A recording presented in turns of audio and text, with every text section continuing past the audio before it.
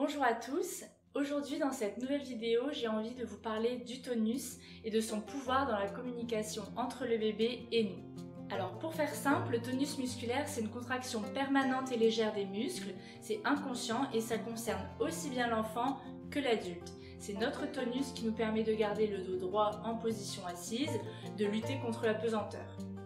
Chez le tout petit et dès la naissance, il va être un véritable langage corporel et c'est même le principal moyen de communication entre le bébé et nous, en tout cas avant l'apparition du langage. Je m'explique. En fonction de son état émotionnel, le bébé s'exprime par des contractions ou décontractions de son corps et ces variations de tonus nous permettent à nous, adultes, de comprendre les besoins du bébé.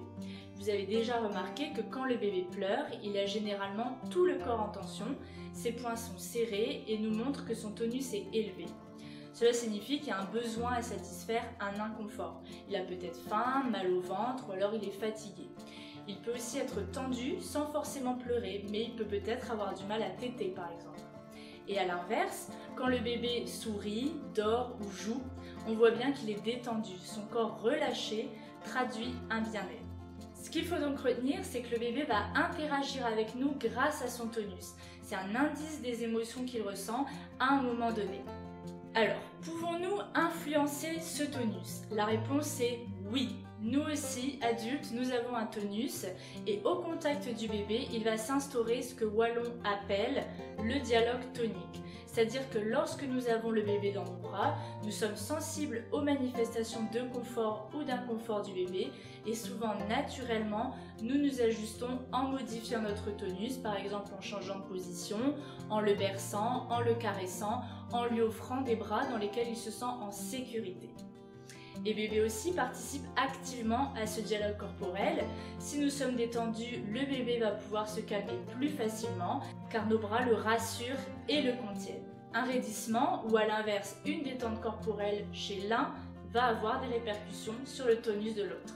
C'est une adaptation réciproque. Pas de panique, on ne peut pas toujours être hyper détendu quand nous avons un bébé dans les bras, les émotions ne se commandent pas, mais le tonus c'est un moyen de communication, on peut être à l'écoute de nos émotions et de celles que nous montre le bébé et tenter ainsi de trouver ensemble un accordage tonique. En résumé, le tonus est un indicateur de toutes les émotions du bébé, mais aussi de l'adulte qui le porte. C'est donc un véritable langage corporel, il nous permet donc de mieux nous ajuster aux besoins du bébé.